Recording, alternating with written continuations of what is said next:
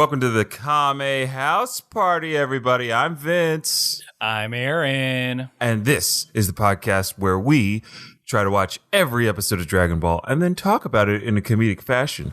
We will analyze some of the episode. We'll talk about what goes on, throw in a little bit of improv in there, throw in a little bit of jokey jokes, some topical topics, you know what I mean? Stuff going on in our lives and things like that. And yeah, that's what we're about to do. That's what we are about to do. It's a slight break from the two guys talking format. Exactly. And it's not an interview format. We don't have, this isn't a show where we talk to interesting people. This is a show where we talk to each other about an interesting show. We talked interesting animes. We talked to interesting animes. But before we get, right up into that good.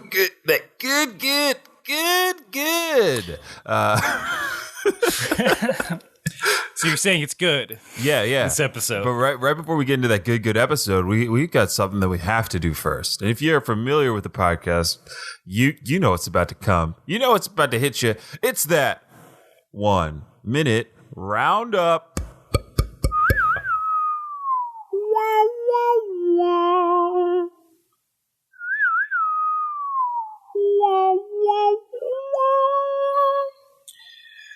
Well, boys in the band, I'd say we're ready for any shootout that happens.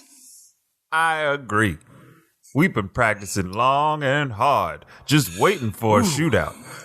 We got any minute now, they'll be walking around and somebody will tip somebody's hat or lie in a poker game, and then we jump in. Yep.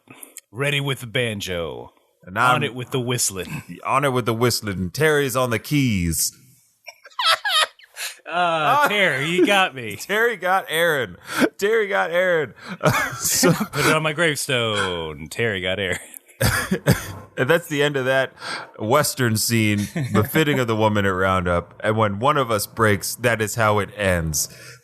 That is how that portion of the show ends. And then we move on to what is one of the hardest things to do in podcasting to date. Okay? It's not preparing questions for a once-in-a-lifetime interview. It's not that. It's not discovering who actually murdered so-and-so. Yeah. It's not talking for 3 hours somehow. Yeah, we're not solving the world's problems through economic change and discussion of people of different sides and political views. No.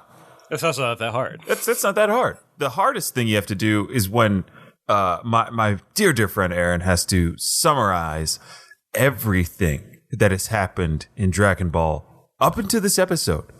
The hardest thing in podcasting, the 1 minute roundup. The Dick Hardiness thing in podcasting. That's what you meant, right? That's exactly what I meant. Okay. And we do this for you, the fans, so you don't have to go back and listen to every episode or watch every episode, though we encourage it. Because sometimes in this summarization, this 1 minute roundup, not everything gets explained. So if you want to know who, I don't know, this Pilaf guy is we reference all the time, or what happened to Shu and Mai, maybe go back and listen to that old stuff. It's pretty darn good. The holidays are coming up, whatever holidays you like. You probably got some traveling to do. You probably got some free time. Why not? Why not us in your ears? Why not is while you're the question. wrapping presents. Oh, yeah. I've already told people, yo, you got to wrap presents. Listen to this. I throw MP3s at them on USBs. Hey, guy at Macy's. Huh? Me? Yeah, you, the one wrapping the presents. Ow. That's an MP3. Find a computer now. Listen. Oh, okay. Well, I just got to wrap 18 more fingerlings, and then I can potatoes. Oh, sorry, sir. No, fingerlings are the hottest new toy right now. They're just like little animatronic animals that hold onto your finger and make noise. This one I'm wrapping right now is a monkey. His name's Choo Choo. They should make a potato one. You know what? First of all, insane, but like they should make a potato one. They should. Somebody's done it. I hope somebody's done it. I won't be buying into that trend. What, did you just Google fingerlings? Nope. Oh. I'm taking your word for it. Oh, yeah, Why yeah, would yeah. you lie? Why would you lie to me, Vince? You have no idea. About those hot toys. Yeah, you know I'm all about hot toys. I got the hottest toy out right now. Unless you're trying to send me on a Jingle All the Way situation, where I try and find it, but no one has it because it doesn't exist. Ooh, that would be devious. And you're just gaslighting me. I'm just gaslighting for whatever reason. I'm Christmas tree lighting you. That's what I'm doing. If you get gaslight around this time of year, you're getting Christmas lighted. Or if you don't celebrate Christmas, you're getting menorah lighted. You're getting menorahed. Oh, damn, dog. She's menoring you. I mean, it's most likely he. But most likely. Anyway, I should do this right. I should stop stalling. Yes, quit your stalling. Stop joking and start choking. Whenever you're ready, Aaron, take it away. 3, 2, 1. Goku's little monkey boy that is an alien dog. Spoilers. He finds Bulma, and they go off in search of Dragon Balls. That if you collect 7 of them, you get any wish you want.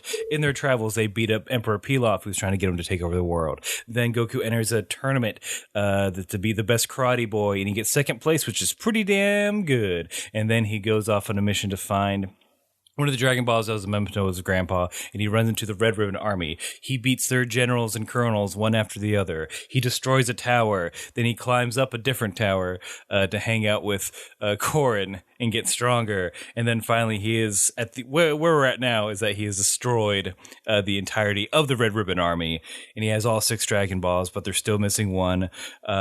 Since I have some time left, might I talk about some of the other characters? There's Krillin, his best karate buddy. Roshi, the pervert who trains him. Yamcha, who everyone hates. Oolong, who's a shape-shifting pig. Puar, who's a shape-shifting cat. That's my time. Goodbye, everyone. Woo! Oh, studio audience loved it. Woo! Aaron's the best. Oh my gosh. Oh my. I should have just went with a Q&A. Like, well, for the time we have remaining, are there any questions? I did want to thank you for getting into some of the secondary characters that are rarely mentioned in the 1 minute roundup. Because now people have some context. We're also at a pivot point where in one or two sentences you can wrap up these different sagas. Oh yeah. We're 3 sagas in. Oh my gosh, has it been that long? Yes. Yeah, what you can't see right now, listeners, is Aaron and I have just gone white about the face and hair. We were young when we started. We strain our voice to sound young. This is how we actually sound all the time. For continuity. For continuity. That's why the show's only an hour. Oh. Aaron, I'm going back to my young voice. And I'm back. Oh, boy. I'm back, too. Aaron, too far. Oh, wait. Okay. Too far. Ooh, all right. Ooh, overshot it. Yeah, you dialed it in. I was trying to impress everyone. Oh, I think they're how young my voice could be. I think they're just as impressed. Another thing for new listeners, you old hats, you old heads, as it was.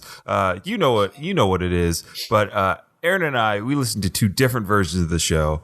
I listened to the English dubbed version, and Aaron listens to the Japanese subtitled version. And we do this because we find that the discrepancies between what got translated, what didn't, some of the context is changed for some of the out there scenes in this anime, and it's pretty fun. Usually the first thing that is translated is the episode title, so that's where we'd like to start. Aaron, I think I'll start this time, if that's all right. I'll allow it. Thank you, Your Honor. But watch yourself, Mr. White. Noted. Get to the point. Okay. And so, as the defendant has stated, this is episode 69. Wink. Nice. Entitled, Who's Fortuneteller Baba? Mine's similar. Ooh, okay, here we go. Episode 69. Nice. The possibly cute Fortuneteller Baba. Wait. Okay. Here we go. That's a little editorializing on the title writer. Wait, what? Hey, I got this. Hey, there's someone I want you to meet. Well, how do they look? They're possibly cute. Oh, that is uncomfortable. That is so uncomfortable. Why? Why? He's Schrodinger's cute. He's in a state of not cute and cute until you look. Until you look. That's pretty genius. That's pretty good. Oh my boy. Oh my word. Oh my boy. Oh my boy. Yeah. Oh Put my that boy. on my dating profile. So, is there? I'm just gonna ask straight up. Is there anything in the episode in your version that even references Baba's attractiveness level, possible or otherwise? You'd think Roshi would do it. Yes, but he doesn't mention anything about like, and she might be a looker. Nothing like that. Mm-hmm. But yeah, no one's like, I wonder if she got them titties. no, yeah. I wonder if Baba got them tatas. Like not even how that ass doing? Not even like a Fortuneteller. Not even Bulma being like jealous that everybody's going to see this other woman. Nope, she doesn't care. Jeez, that's one of the stranger titles. Yeah, in the sense of there's no relevance nor context for it. Yeah, that's what I mean. Sometimes the titles are just non sequiturs or are way too obvious. But the cute thing? Anyway, let's just jump right in. Right on the recap, I gotta mention, the past like 3 episodes, they did in the recap in like a minute. And I'm like, man, if this was the entirety of like him taking on the Red Ribbon Army without any of the like talky stuff or the boring boss squad stuff, I would have been happy. And like, this is enough. Yeah. If that was just the episode. Yeah. Yeah, I would. It was like, oh, this is exciting. I don't remember this being so exciting. I guess it was, but they kept interrupting with teenage girls arguing with old men. And 20-something-year-old women with guns? Well, that's fine. Like, how old is Launch? She's got to be like 22, 23, right? I don't know. I hope so, but everyone sort of skews young in this. True. Bulma's a teenager. She's 16. She's 16. Goku's like 11. No, he's like 14. He's the same age as Krillin. Oh, right. He's 14. Oolong's like young. Their age. Yamcha's like... I hope he's a teenager. I'm going to say Yamcha's 17. I'm going to say Launch is 20.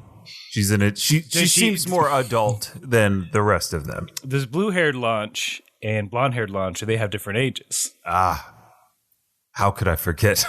I don't know. A blonde-haired Launch is like 26. Check those rings. Check those. Count them up. Gotta cut her in half. Count those rings. Get a magician stat. It's the only way you can do the operation safely. It's true. We don't need surgeons, just more magicians. That's my healthcare bill. The cancer disappeared. Oh, what's this behind your ear? Oh, it's no more gonorrhea for you. Let me see if I have an antiseptic. Up. I'm pulling them out. There's a long chain of them from my sleeve. Doctor, can you just do the operation? Pick a card, any card that has your diagnosis on it. Oh, everything's fine. Yeah, everything's fine. It's just the 2 diamonds. I feel you've been diagnosed with the Jack of Clubs. Let me just check the chart here. It's just a sinus infection. A magician doctor, an MD. That's what it stands for. That's what anyway, MD stands for. Yeah. It fits. We've cracked the code. We've cracked the code. They can only give you good news. I'm just reveling in a world where all of our medical doctors are magicians. ER gets a lot more interesting. Oh my gosh. Clooney with a top hat. Yep. White gloves. I mean, it's basically just Sacred Heart Hospital from Scrubs. Just a bunch of goof-offs. And then like the David Blaine magician who just does street doctoring. Street doctoring. He's got a camera in one hand. You want to know if you have prediabetes? Do you? Do you? He's floating in the air. You have type A blood. How did I know? How do I know? Because it's in my hand. What? There's a vial of blood in my mouth. And it says free of rabies. Excuse me, sir. Yeah. I want you to feel your abdomen right now. Feel your abdomen for me, please. I'm in a lot of pain. Okay. And now I'm going to touch your back, and your appendix is gone. Where'd it go? Check your back pocket. What? No way. And scene. David Blaine, street doctoring. We should start talking more about Dragon Ball at this point. Everyone's back at Kame House because they got to figure out their next step. They got one more Dragon Ball left. They're sort of dicking around. Launch is polishing a gun. Well, first of all, Launch is back. She was blue-haired. She was blue-haired Launch. Now she's yellow-haired Launch. And honestly, now that yellow-haired Launch isn't immediately shooting everyone, and I want to see, let's have her around a while. I know, right? It's kind of a shame, and because of some of the news with Dragon Ball FighterZ coming out in January or February of next year. It's January, baby. January. Oh, yes. Oh, I'm so excited. They keep, rolling out new character lists. Like, people are starting to speculate. They're like, all right, we want like a Pilaf machine or Bulma machine type character. And somebody said, why not have Launch? Bring her back for this game, and she'd be awesome. She'd have an arsenal of guns. It's two movesets that you have to learn for Launch. She's a robust character. Yeah. Like I'm talking like two stages, right? Yeah. 2 stages of her trigger, like of her when she burns meter. Like halfway you can burn meter to switch to blue Launch, and then you get you get the blue Launch moveset, or you go all the way, you go to like super yellow Launch, and that's like your ultimate V trigger or whatever if you play Street Fighter, and then you're like maxed out yellow-haired Launch. Where it's 2 guns blazing. Oh, yeah. Or she gets like that big-ass gun a la Iron Man in Marvel vs. Capcom. Yeah, buddy. Oh, that game's going to be dope. When you play with blue-haired Launch, it's like counters are easier, I think. I think it's just like you raising up meter. She'll throw like soup at you. Oh, yeah. Little Kirby style from Smash Bros. Yeah, she's more like it's evasion, smaller hits. Like her energy blast is like, here's a cake. Yep. It switches every time. But it like bounces. Oh, yeah. So of course it's a little it bounces. Unpredictable. Oh, dude. Guys, get us on. Come on. Guys, we need to be on this. We need to be in this game. Get us in the room. Why aren't you getting us jobs, audience? Tell them one about job. Us. Toei. We're still in minute 1 of this episode. Yeah, we haven't gotten past minute 1, but that's all about to change. Yellow hair Launch is back.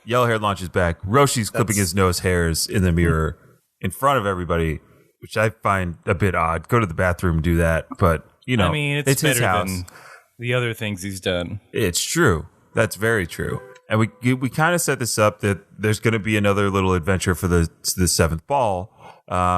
Bulma says that there's nothing really wrong with the radar, but it can't pick up the Dragon Ball signal. She gives the idea that, chances are it got swallowed by something. And that's the only thing that could disrupt the electrical wave signature of the Dragon Ball. Yeah, I'm glad they... my episode also went into some of the science behind Dragon Balls. Of how it's like a Terminator. Yes. If it's encased by flesh, it's undetectable. And you can travel through time. They have been for thousands of years. Millions of years. Time travelers. In a way. Aren't we all Doctor Who? Nope. No. Just me. Just you. I'm a son of a bitch. And I fuck shit up. Well, enjoy the TARDIS. I will. It's my wife, I think. It's small on the outside, but big on the inside. Is that a quote? End? Yeah, we can end that. Yeah, we end All that. right, end scene. We don't know shit about Doctor Who. Whovians, pump the brakes. Don't call us out. I know he's a space stick. Is what I think he goes around and throwing his sonic screwdriver around. Well, now it's a lady. So she's got she can throw that shit around she too. She could throw that sonic screwdriver around. She's got she's a space chick. Still a doctor. Still a doctor. Not taking that away from her. But yeah. New series for BBC America, Nurse Who. What? Oh, boy. Ugh. BBC America. Hold on. Bush Time to Brexit League. from that. Oh, whoa! And that's our Brexit moment of the week. It's like, oh, it must have been swallowed. Yamcha's like, hey, why don't we just wait till it takes a dump? Wait, really? Yep. And everyone's very disgusted about it because he said the word dump. I mean, it's not that crazy, but that just doesn't seem like that's a Yamcha line. That seems more like a Goku line. True. Maybe even an Oolong line. Yoshi's he's like, if I act more like Goku, maybe I'll get some love here. Maybe people will like stronger. Yamcha just has no context. It's like, I gotta get stronger. I gotta be like Goku. Right. Start saying dumb shit, eating everything. Time to grow this tail out that I've been trimming all these years. Secret Saiyan Yamcha. But Krillin, like, he yes-ands it pretty hard. He's like, but would it come out easy? Oh my God, Krillin. Oof. None of this is in mine. Cause that is worse. That is way worse. I think in mine, Oolong just says, you gotta have some pretty strong teeth to eat that thing, or something like that. Things that could eat Dragon Balls. Whales. Sharks. I mean... hippos, which Bulma suggests. Hippos. Girins of a kind. I bet Girin could eat a Dragon Ball. Any dinosaur person thing. The Ox King. The Ox King could have eaten a Dragon Ball. Now, wouldn't that be an interesting turn I wonder, of fates? What would that be like? And I'm done wondering. And we're done. Oh, yeah. Dragon Ball. The end. That was it? He just ate it? Yeah. Well, what'd you think? Oh, well, I don't know. Maybe. A saute? Yeah, I thought maybe he would fry it, deep fry it. He seems like a guy that deep fries everything. He breaks out the mandolin. Oh, of course. Turns it into Dragon Ball rings. Sous vide that bad boy. Oh, it takes forever, but you just do it while you're at work. You can't overcook it. Can't overcook it. It's all electric. Speaking of electric, while Roshi's using that electric nose, no, he's not. Damn it. Transition failed. Anyway, look, Roshi says Baba Yaga. No, Baba. Just Baba. Mm-hmm. Baba can find the Dragon Ball. So he breaks out a map. He's like, she's there. The end. They go. And then they go. They're off. Important to note that the normal crew, like not everybody decides to go on this journey. It's just Goku, Yamcha, Puar, and Krillin. I don't know how long it's been since Bulma's been on that island, but it's just now that she's like, hey, Yamcha, give me a plane capsule. I want to go home. She doesn't want to go on the adventure. Yeah. Roshi doesn't want to go. The launch is mysteriously quiet. Launch has been mysteriously quiet. Also, I got us, and every time we see her, she's polishing a fucking gun. I don't know nothing about cleaning own guns. But I don't know, maybe do something else. Have some other scene business. I mean, look, Aaron, if you've got guns, you're gonna polish them. Trust me. It's just what some gun people like to do. I'm not generalizing. I'm just saying, if you got a nice shotgun like Launch seems to have, you want it to shine before you blow somebody's effing brains out. I mean, when I was younger, I'd probably want to polish a gun like 2-3 times a day if I could get away with it. But not everyone wants your gun out when you polish it. No. Not everybody wants your gun out on the dinner table. I mean, yeah, now that I'm older, I'm like, I don't know. I'm tired. I don't want to polish this gun. I'll just send it to the gun polisher and have them polish it for me. It's more fun with other people. I'm not going to do it alone. Yeah. But, all right, it's and innuendo. So Yamcha's a Steve Harrington. Babysitting all these little boys off to fight a monster, maybe. I don't know. Kind of. It's those guys and Puar, and they're in the plane. Krillin says something around like, it's weird nobody else wanted to come with us on this adventure. And then Poir says, and I quote, I guess we're just a rare breed. Not everybody lives life on the edge like us. They don't say anything like that. Poir's a big chicken. He's like, yeah, there should be, now that the Red Ribbon Army's gone, there should be no danger. The characterization of Poir is changed so much between the translations. I mean, he's a city cat now. Yeah, he's a city cat. Used to the finer things like parks. Floating above other people. Living in Capsule Corp must have been nice. Must be nice, Poir. And then there's of course, there's a travel montage where they're flying through all these nice valleys. There's a rainbow and there's waterfalls, and their eyes are wiggling with excitement about what they're seeing on their adventure. But of course, as every good adventurer knows, you gotta gas up. And where do they end up, Aaron? They end up in fucking Westworld. End up in 1 Minute Roundup town. This is the town. Everybody who's listening right now, this is the town that all of the 1 Minute Roundup scenes are in. They all exist there. You know what, baby? It's been a while, but I'm gonna do it. I'm gonna hit that button. He's gonna hit the button. All the 1 Minute Roundup scenes take place in this one western town that they visited. Is now canon, not Nick Cannon. It's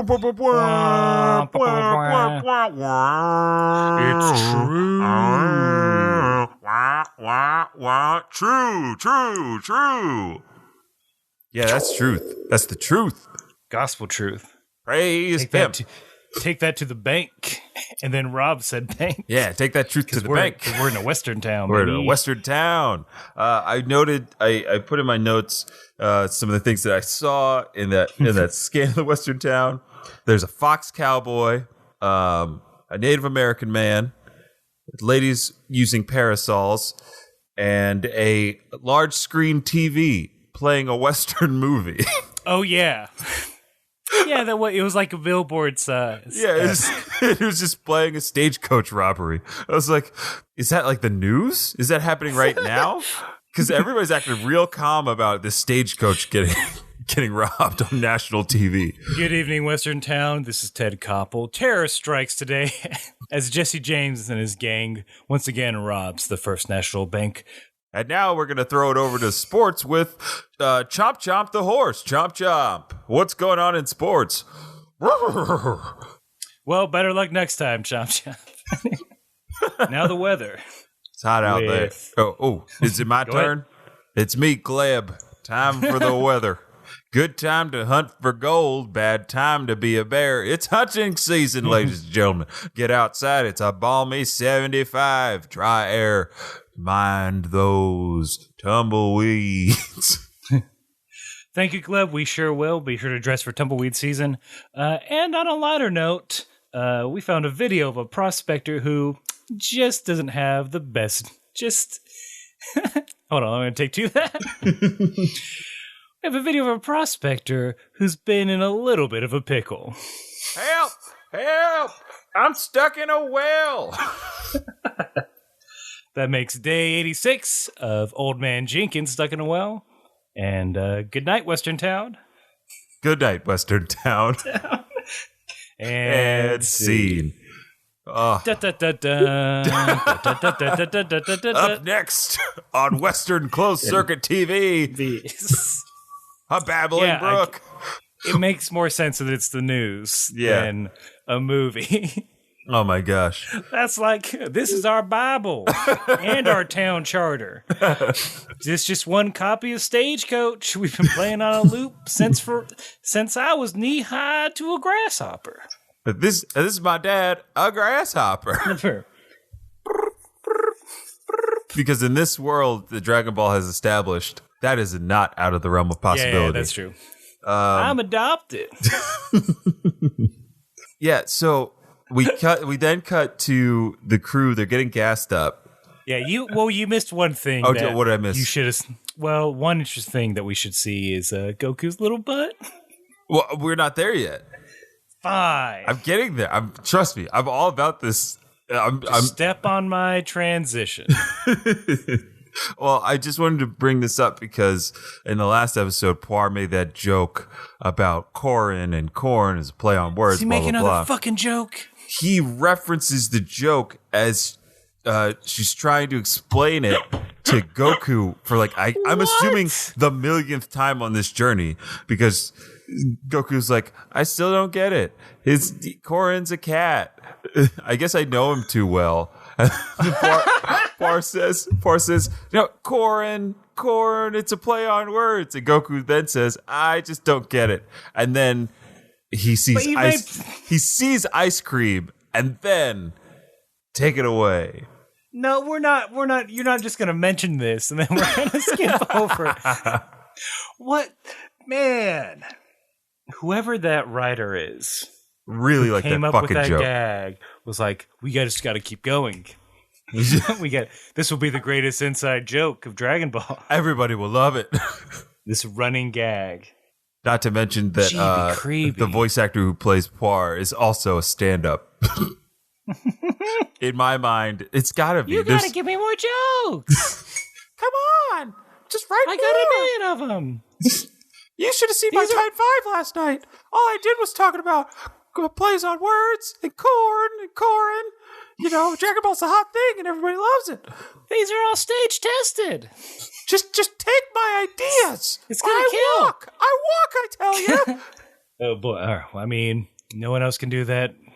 No one else can or wants to do that voice. We didn't look.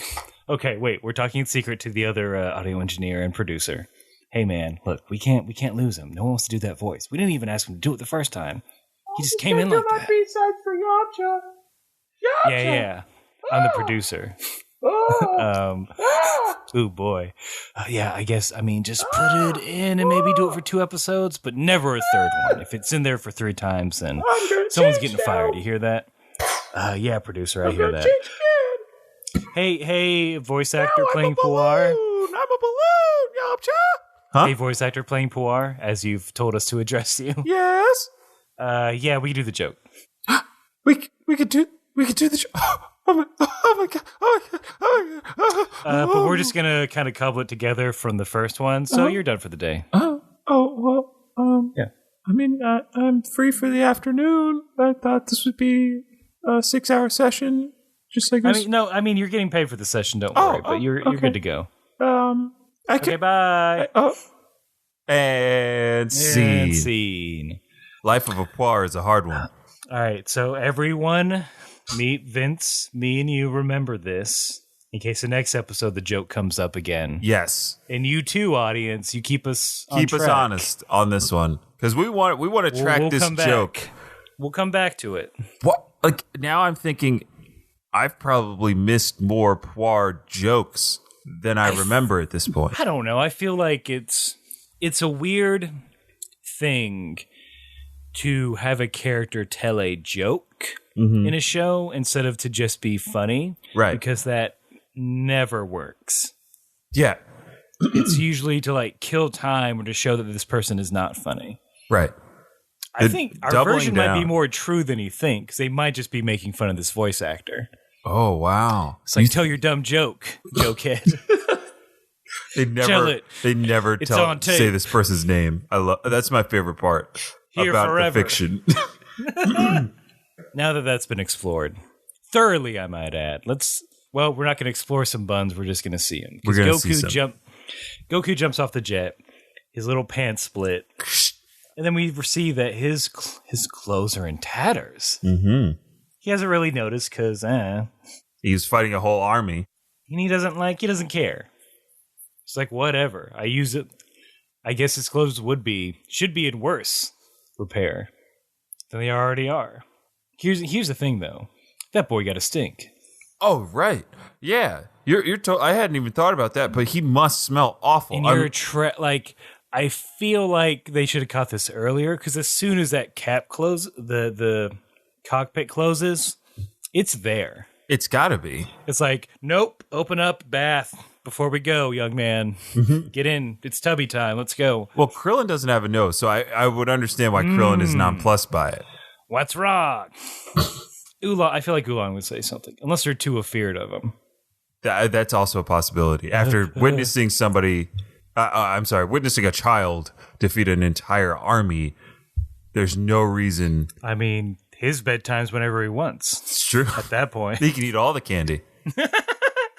Well, here's the R-rated movies you wanted. Thanks. Don't make me beat you up like I did the Red Ribbon Army. You did a real good job, Goku, beating up that army. Yes. Mm-hmm. Thank you. Very good job. Thank you. Did you get me the fingerling for Christmas? I mean, weird request. Here are all these potatoes. Oh, no, you didn't.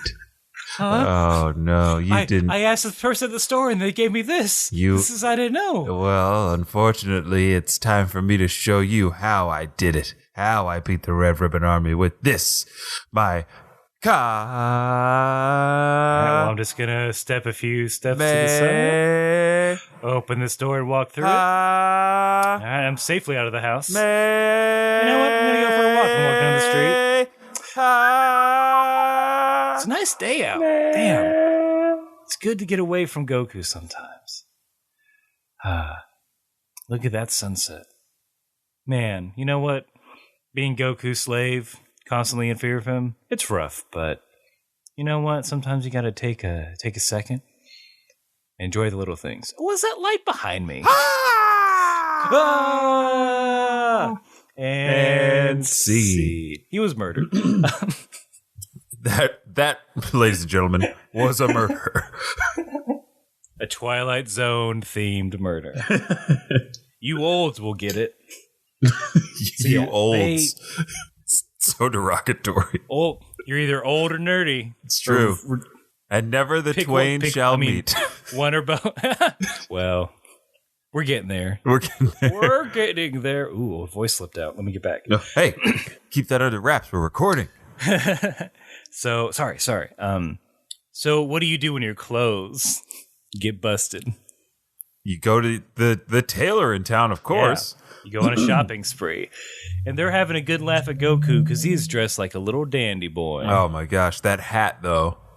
Newsy hat. Yeah, it's a newsy hat. It's huge. Large bow tie. Large bow tie. Green vest, yellow shirt, slacks.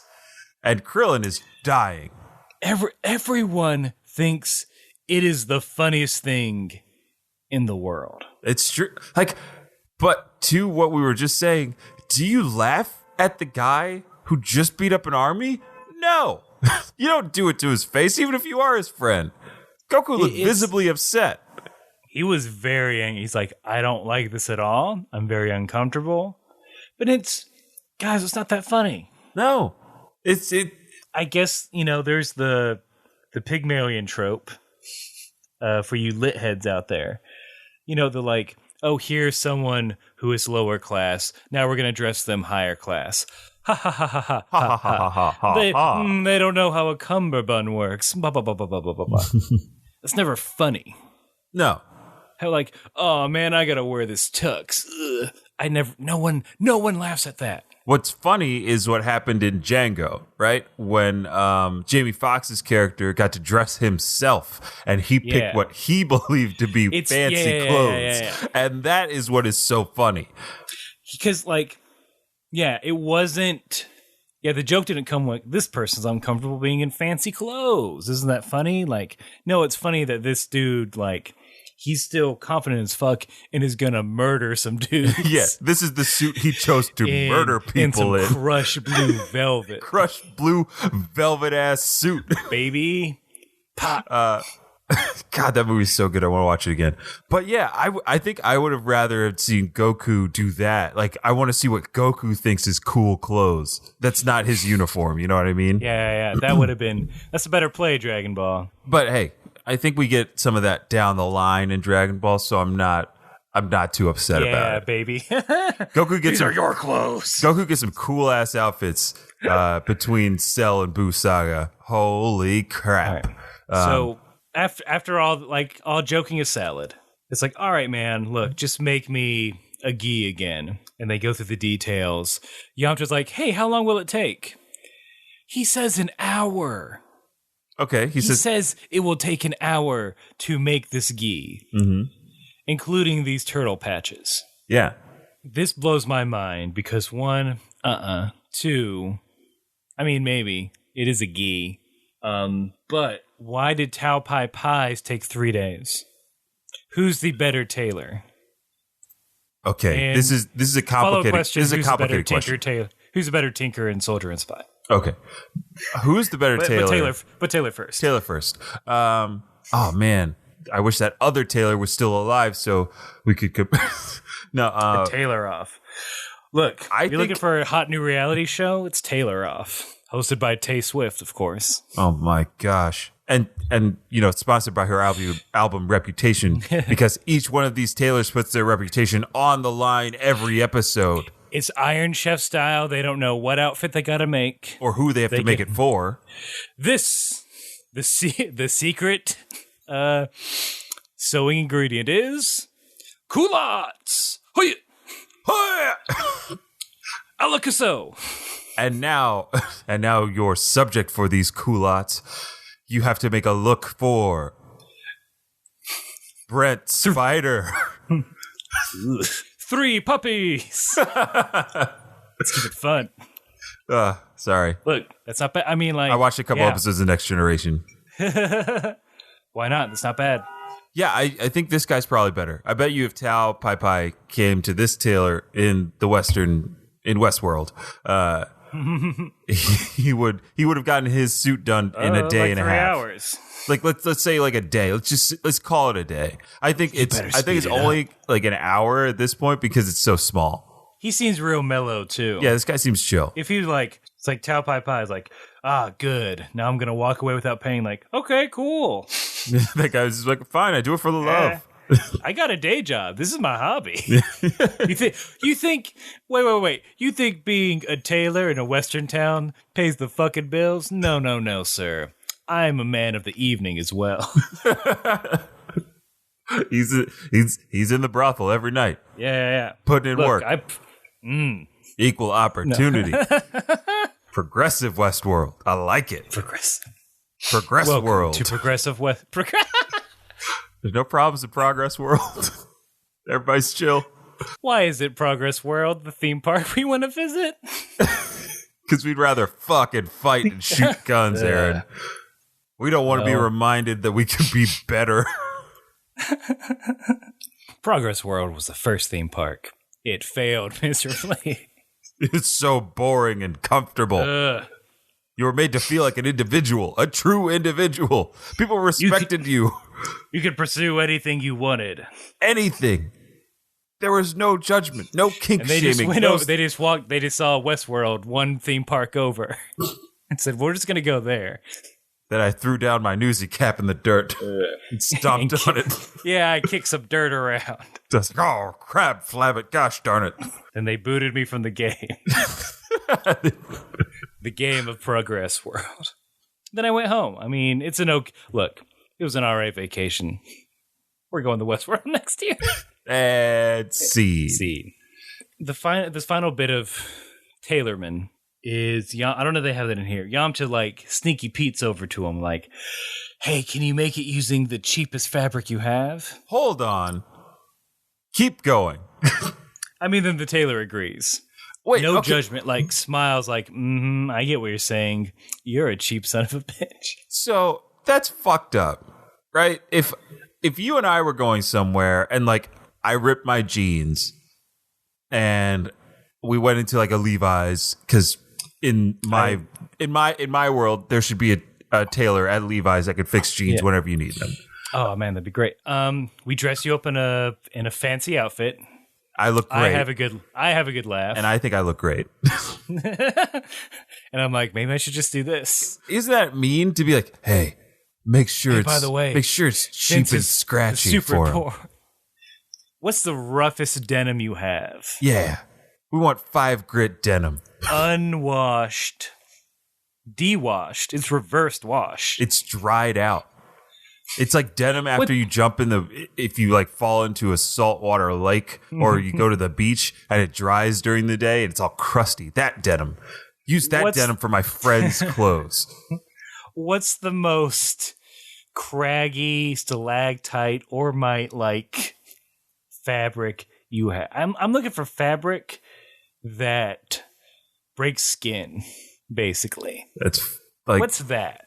Yamcha, it's kind of fucked up. Oh, you give me money to use it? Great. Even better.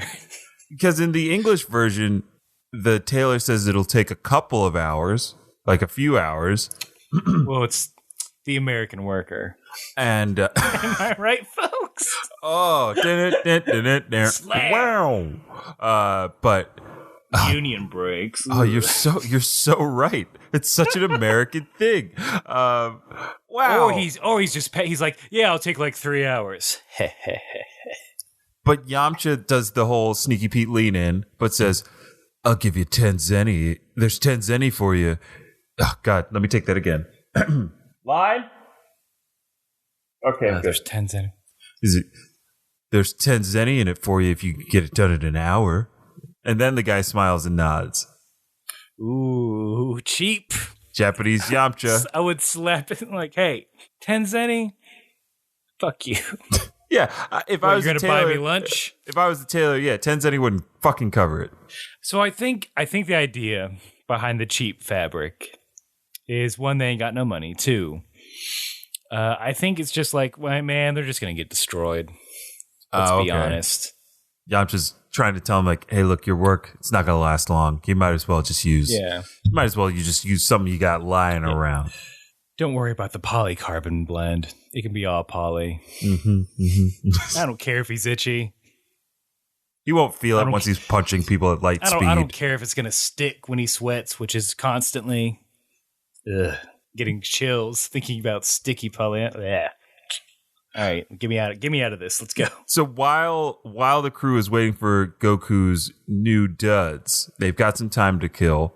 Goku thinks of this great idea, which I'm like, Goku, that's an excellent idea.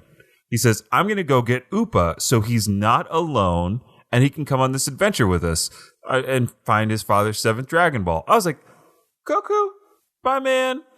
That's good of you. That's big of you right there. Yeah, he's alone out there in the woods. Yeah. But, like, the reunion is real weird. It turns into, like, a romance. Yeah. Real quick. Yeah, there's some tears. Shimmering eyes, blown out backgrounds, slow motion walking towards each other. Spinning hugs. I mean... That's not that odd. I mean, Upa is still, like, a young child, and he has been alone for, at this point, I'm assuming days. It's just tending to his father's fresh grave. Yeah. Guess I'll... poke the old grave again. Maybe Papa will wake up. Oh no, this is so sad. So sad, Upa. Here's some sad lines. Go on. I thought you were... Upa's just like, I thought you were dead, and I prayed the whole time you weren't. Goku, I'll never die. I beat up the entire Red Ribbon Army. What? Man, they're just... He's calling his shot. I'll never die. He's calling... Don't fly too close to the Son Goku. He's Babe Son Ruth Goku. But yeah, that's... He's pointing towards heaven and saying, No. Matumbo finger waves it in the face of God. But yeah, in the English version, again, I'm surprised at the amount of like change of context in some of these scenes, because that seemed like it would be perfectly fine to have in the English version, but instead Upa is overcome with joy and is like, I missed you. Goku then says, I missed you too. Then they hug. That's it.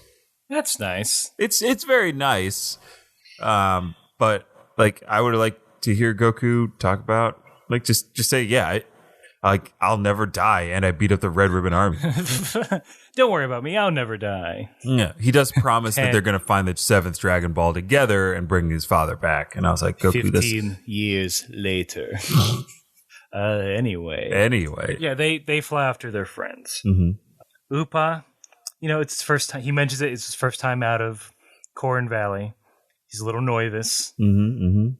Goku reassures him that, hey, I was like you, kid, a year ago. Yeah. Now look at me, single-handedly destroying up tyranny. Armies. Yeah, single-handedly destroying tyranny. Talk about a 30 under 30. Yeah. Fuck Twitch streamers.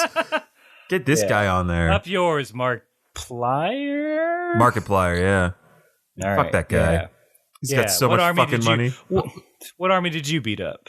The Nazis again in Call of Duty World War II.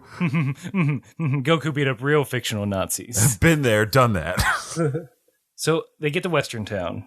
Krillin, right out of the bat. Let's get it.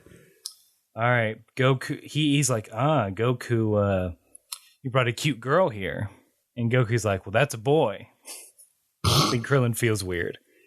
My feelings. Yeah, I wrote in my notes, like, Krillin been hanging with Roshi too long. Like, to jump to that conclusion so quickly. Well, like, just very young. Mm-hmm.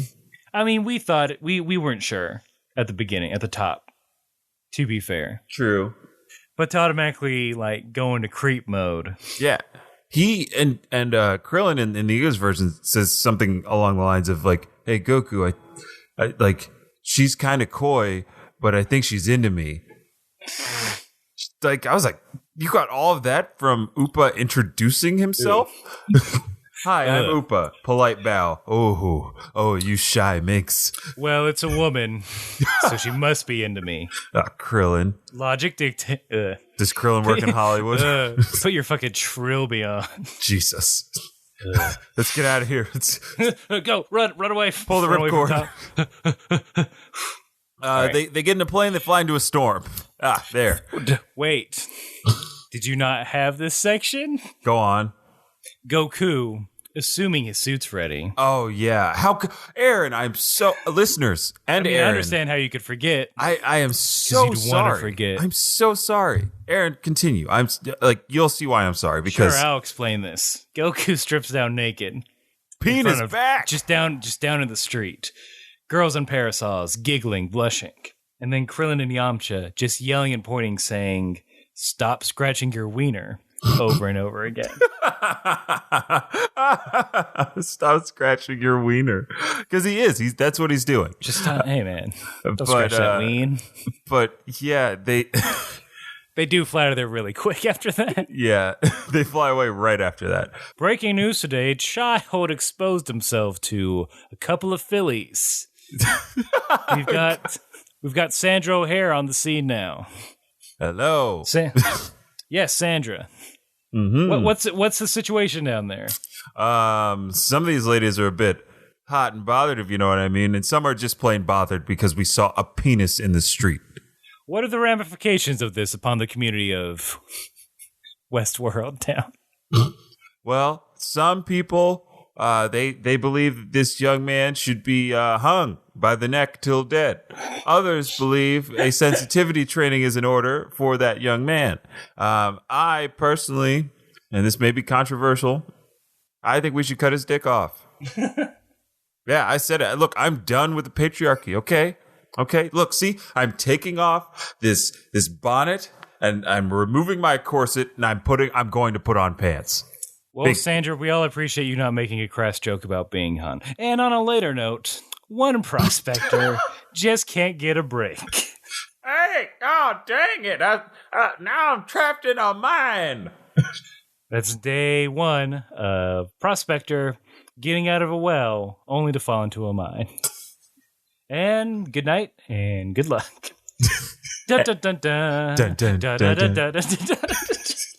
Yeah, we go back to that. Seed. Look, we're gonna live in Western Town and scene. We're gonna live in Western Town for as long as we can. Yes. Our final, maybe present Act 5, our final scene for the evening. Mm-hmm. The gang makes it to what looks like a lush palace, but it's several small lush palaces in like finely maintained square gardens on a lake. Yes. Beautiful lakeside property. They come down. Everyone's greeted by a pink ghost with a Chinese hat on. Aren't they called? I don't know. They're called tamas, aren't they? Is it? I mean, it might be, but it's a straw hat. Yes. I don't know classic straw hat. Yeah. I don't know the name of it. Look, if it's the first scene of a samurai movie and someone's walking down a long, lonely path in the woods, this is what they're wearing on top of their head. Yes. Apt there description. There we go. We got it. And it's just, I have a pink ghost. That's kind of his voice. Laughing, giggling a bunch. He's a real fucking creep who just smiles at everything knowingly. Yes. Tells the crew that, like, asks, like, you know, concierge style or somebody front of house at a restaurant. Is this your... You're here to see Bob. Party of 5? I'll be right with you after I service these folks here who got in line before you. Goku does ask if... He's like, hey, are you fortune smeller, Baba? Yes. And then we get that fun joke. Ha ha ha ha. Poir could learn a thing or two. Yeah, take notes. That's a play on words that everyone can enjoy. Yeah. And I did every time Goku did it. Because he ran with it quite a bit. You know Poir is just in the corner like, that son of a bitch, he's not even fucking trying. That took me days for Korin. Days, I tells you. I took a fucking improv class for this shit. Ugh. Do you know how much I read Truth and Comedy. I read that book Will Hines did. I mean, it's good, but... It's no truth in comedy. Ooh, shots fired. Hey, Will, if you're listening, I don't mean that. I haven't read your book. I haven't read either. We don't know. We ignorant. Yeah, we knew. So things are fishy. There's a bunch of tough guys in front of them. Then a rich couple comes out. It's like, of course that's where my solid gold paperweight is. Yeah. Off to our Rolls Royce. It floats. So yeah, it leads our crew into a false sense of security. They're just like, oh, those people seem pretty normal. This is going to be a cakewalk. Yeah. And then those... go ahead. Sorry. No, you go ahead, sir. I interrupted. Then those big old muscly guys start walking in, and they're like, yeah, we're gonna get it this time or whatever. And I think Yamcha makes some dumb joke, being like, they should call her wrestler Baba with these kind of clients. I was like, fuck you. What? Yeah. It wasn't a good joke. Sorry, Poir's been teaching me. She's trying to teach me. I've been going to Poir's stand-up sets, his open mics, and I just it seems pretty easy, honestly. Yeah, it seems easy. Like, what do you do? Just like make a word and do another word, right? Yeah. Wolfang fist, more like Wolfang chicks. That's what I get all the time. I'm great. I'm great. I'm Yamcha. Look at my haircut. I'm not secretly laugh crying. I miss you, Bulma. Come back to me. I just got out of a relationship. Is Baba hot? That's my time. Just one person. Tip your bartender, which is me. Yeah, all right. Yeah. Coming up to the stage and scene. Yamcha got on SNL later that year. Motherfucker. And your host, Yamcha, with musical guest, a piece of toast. So that crew gets beat up. Right. They go in to the darkness and then come out very soon after, bandaged, limping. Yeah. I like that they had time to get I mean, if nothing else, to get bandaged. Whatever happens in there. Hey, look, you go in there, Baba going to take care of you. She's either going to tell you where your valuable thing is, or she's going to bandage you up after whatever happens in there. So it's time for the boss squad, and everyone is nervous and scared. Pretty much from here until the end of the episode, everyone's like scared except Goku. And I'm like, why? Why are you scared of anything ever? When you're with Goku, there's literally no reason to be afraid. I'm going to be the most relaxed I am. Yeah. As long as I'm his boy. Like, you all, like, not firsthand, but you understand this kid that is your friend has beaten up an entire army across the world by himself. And will beat up anyone you tell him to. Literally. He will kill for you in an instant. Man, he is a ride or die dude. Yeah, Goku loves DMX. Yeah. So they finally meet Baba, who is that old witch that we saw in Korin Tower in his visions. In Goku's vision. She's like, sure, I can find it for you for 10 million zenny. 10 million zenny. And now we know why those rich people got out without a scratch, because apparently they had 10 million zenny to drop to find, I think in my version, it was a diamond necklace for their daughter. I mean, that makes sense. And it was behind the fucking couch. Or it was something. It was somewhere that they could have found it. It was pretty funny in retrospect. Yeah. It was on my neck the whole time. Oh, what a great story for the garden party. Ooh, Timothy will be so jealous. We went to Baba Yaga. I keep calling her Baba Yaga. I mean, well, that's what she is. That's where that name comes from. Yeah, true. That's when I'm going to keep doing it. We went, but back in the scene. We went to Baba 3 times this week. How many did you go? I went. I asked her how to find my wife's G-spot. She still can't find it. Oh, you're horrible at pleasuring your wife. I'm terrible. I expect that she's cheating on me with everyone else, and I'm okay with it. I can't service her needs. Yes. The pool boy's been coming over a lot, but we do need a clean pool. I totally get it. I totally get it. Your daughter, she loves a clean pool. Yes. He's coming over more than one time a day now. Well, I don't want to presume, but yes, you can presume our pool is quite clean. It's quite clean. I can smell the chlorine on your shoes. Yes, a sign of richness.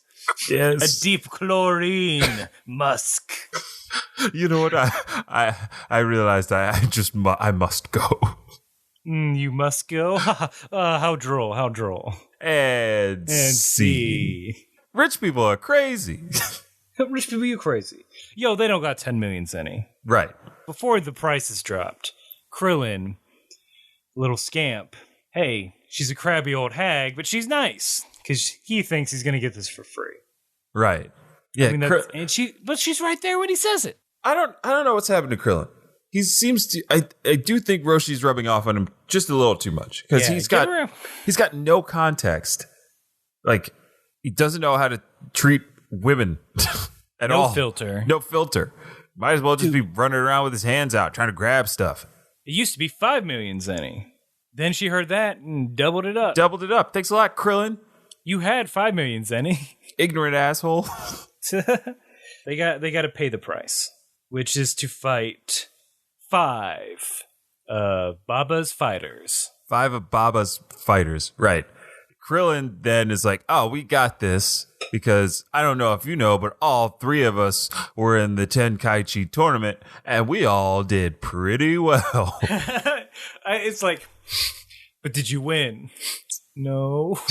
But we did pretty well. We did well. Top 5, not bad. Yeah, that's not too shabby. I'm like, no matter what, it could be like, if you're in the Tour de France, and you're like, I got 5th place, I'm like, okay, I'm sorry. I'm not that impressed. Right. And it's not that it's not impressive, but it is extremely impressive. Right. But you know, nobody remembers 4th place at the Olympics, right? Well, it doesn't exist. That's what I mean. There's no medal for it. I barely remember Olympics, let's be honest. True. But back when the Olympics was the shit, like nobody remembers. Back when it fought communism. Right. Back when we used it to fight our enemies. As a fucking, oh god. Yeah, no. It's fucking poker chip in the Cold War. Yep. Oh boy. Summer Olympics, baby. Unfortunately, you know, everybody who came in 2nd, 3rd, and 4th racing against Usain Bolt put up some of the most impressive 100-meter times ever recorded. Right? Who they? I don't know. Nobody knows, because everybody just knows Usain Bolt, fastest man alive. It's tough. Mm-hmm. Hard out here for pimp. Yeah. But yeah, I wanted to ask you. So before the next episode, in this scenario, we know there's some mysticism around Baba, right? Who are her fighters? Who are her 5 fighters that she's going to pit against the Ball Squad? You know what? I'll call Mega Man style. I don't think this is going to happen, but like, it'd be cool if it did. I'm going to call Mega Man style, and it's all like It's Crystal Ball Man, Tea Leaves Man, Tarot Man. Okay, the elements. Runestone Man. They fight the elements, essentially. Anthropomorphized. I mean, those aren't elements. Those are like materials. fortune-telling things. Yeah. Tarot card man. Goku does get it. Yeah, Goku gets get their powers after each fight. Hope he chooses the first one wisely, because that's gonna help him out down the line. Right. See, in my mind, I'm envisioning it more of like a Shadow Link situation where your greatest enemy is yourself. I mean, she did say 5 fighters, and it would be weird to have 5 fighters on the docket. That's pretty good. I like that. Because like I'm seeing like Krillin being like jumping out first, and then it's just Shadow Krillin, and he's like, "How do I beat myself?" Ugh. And then Yamcha fighting Bulma because he's like, like it's just their deepest fears or something like that. It's the cave in Star Wars, The Empire Strikes Back. It's the cave. It's a little bit of Shadow Link. It's all that. Yeah. But that's my predictions. Puar fights a Mike. No. Puar has to fight Lord Michaels. All right, Puar, show me what you got. Lord Michaels, more like Cord Michaels. Get it? Do you have any characters prepared? Yeah, I get that. That was Puar taking a big hit. I can shapeshift into Eddie Murphy. I mean, do you have any topical characters you could share? Puar's bleeding from the mouth at this point. I won't give up. I'll change it. I'll change it to Thank you. Miley Cyrus. Please sign out with the niece at the end of the hall. I'm slowly turning into Alfred Hitchcock. Good evening. Why is Keenan still on the show? He's great. I agree, but he should get better roles. You know what? I think he's happy with. If he wasn't guys, happy, I don't think he'd leave. Yeah, I think you should do. I think you should do less pre-recorded sketches and more live stuff. It vibes with the audience a little bit more, and they're more hot. The digital shorts really took off, and we're veering in a. You could just use the clips on YouTube the day after. You'll get the same amount of likes and responses. I mean, capturing the millennial audience now. And now I'm going to use my showstopper. I'm going to transform into a funny Katy Perry, the best guest you could ever ask for. You're on the show. Whoa, Puar did it. Ew, Puar did it. Ew, Puar did it.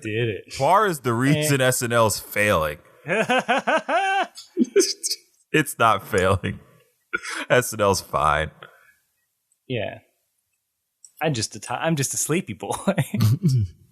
And that's pretty much how the episode ends. So the next episode, we'll see who those 5 fighters are. Yeah. If you, the listeners, have any ideas or fun fighters for the crew to fight, send it on over to us at Kame House Party on Facebook or Instagram or kamehousepartypod@gmail.com, and we'll read them on the next episode. Yeah. You got a week. Get it done. It's been... We have less than a week. Yeah, you have less than a week, but you know what I mean. Sorry, Charlie. You know what I mean. You could find Vince at VINT_E on Twitter and Instagram, and VIT_E on the PSN. Yes. The stands for PlayStation Network. New Destiny content coming out soon. I feel like I'm probably the only one that might still be playing that game. But hey, if you feel like coming on back, join the Kame House Party clan. We'll try to, hit them new prestige stuff, those extra strikes, those extra hard strikes. My level's 296, so come correct or don't come at all. And then you can find my man Aaron at Aaron J. Shelton on Twitter, at Ajax Shelton on Instagram. Small Town Cinema if you're playing Warframe on Xbox. I still haven't downloaded that game. That's something I've been do tomorrow on my Xbox. If you want to be an edgelord. Yeah. And think you're cooler than those Destiny kids because you didn't pay money, but you love that grind. I'll be honest, I'm hitting a little bit of a wall. Because last night was pretty fun. They have an event up now that's running for like a week or two. Cool. I did that a few times. But it's at the point where like I just have to unlock the other planets so I can get the parts I need to craft the warframes I want. And I don't, it's like, yeah. But it's planets, still, it's not, weapons. It's never like bad. It's never like, well, this run sucked unless the connection's bad. Right. If you like it, you should be playing it. I'm trying to think if there's anything. That's my Warframe rant for the week. I got a Nintendo Switch. So if you are a listener, what everyone get for pre-Christmas? Name it off. No, I'm asking the audience for suggestions for games I should get for my Nintendo Switch that are fun and easy to play on like a subway type scenario, because I love Mario Odyssey, but I need to keep playing that on the big screen. So if you have anything, shout it on out. Hit me up. Slide in my DMs. You know how to get in touch with us. Last but not least, Aaron, unless you have anything else to plug or talk about. Nope. We can. Let's This episode is long. Let's do what we always do. Keep fighting.